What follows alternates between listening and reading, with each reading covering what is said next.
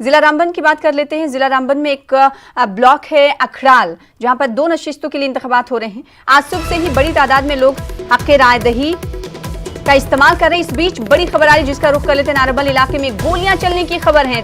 तो DDC election के बीच इस वक्त की बड़ी खबर आपको दे रहे हैं कि नारबल इलाके में गोलियां चलने की खबर है। पूरे इलाके को फौज ने घेर लिया है। एक सिविल शख्स के जख्मी होने की भी खबर बताई जा रही है। तो इस वक्त की बड़ी खबर आपको दे दें, जम्मू कश्मीर से, जहां एक तरफ डीडीसी इलेक्शन चौथे मरहले के तहत जम्मू कश्मीर में हो रहे हैं, इस बीच नारबल इलाके में गोलियां चलने की खबर मौसूल हुई है। और इससे ये साफ तौर पर अंदाजा लगाया जा सकता है कि कुछ शरपसंद अनासिर जिन्हें पसंद नहीं कि तरक्की की राहें जम्मू कश्मीर तक पहुंचे और बौखलाए हुए हैं कुछ लोग, जिसके बाद हम देख रहे हैं कि लगातार रखना अंदाजी करने की कोशिश ऐसे लोगों की जानिब से की जा रही है।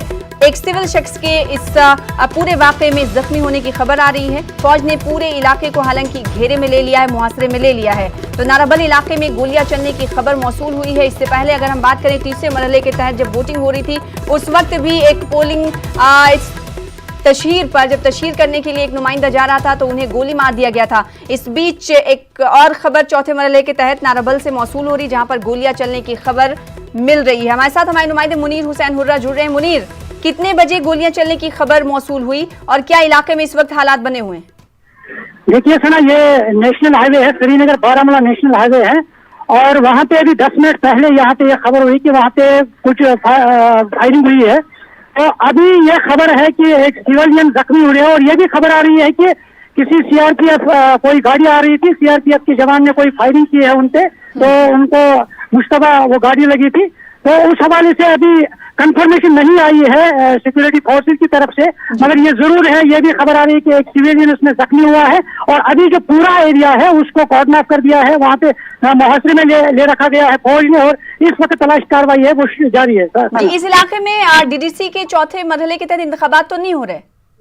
हाँ, इस इलाके में हो रहे हैं। नारबल ब्लॉक जो है वहाँ पे डीडीसी के इंतखाबात हो रहे हैं। उसी के साथ में ये पास में ही ये जो नेशनल हाईवे के साथ में ही ये इलाका है जहाँ पे ये फायरिंग वाक़ा रोनमा हुआ है। तो अभी जो इंतखाबात है उसमें कोई खलल नहीं हुए हैं, वो पुरअमन तरीके से इंतखाबात जारी है।